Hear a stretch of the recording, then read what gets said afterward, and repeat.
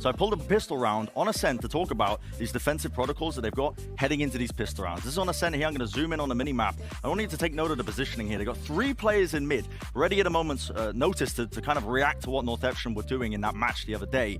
But the point I want to get across here is how good this is and this mid control that they're holding and the ideas they have coming in, because it allows them to not only fight off these players into mid at the early portions of it, but also, I'll play it out as well and it will get sped up at some point, but holding onto this mid control allows them to pivot super easily into retaking either A or B, and the players are ready for it. So the clip will get sped up at some point here. I'll zoom on the minimap once more to talk about this, because look, the round plays out, the mid-round starts coming through. Northeption is still deciding exactly what they want to do, but mid-control is never lost for DRX in the slightest. In fact, I'll pause it again real quick, because now you can see the power of this. They didn't lose control of it. They can now start to enact this a bit of a pincer now and buy space for the rest of the players to rotate in. It also allowed them, if it was an A-hit coming in, to be able to react to that and pincer that.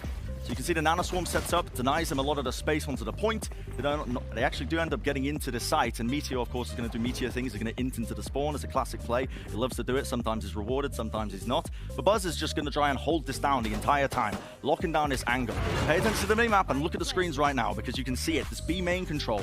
DRX, with this mid presence that they were holding onto the entire time, allows them to set up so easily for this retake.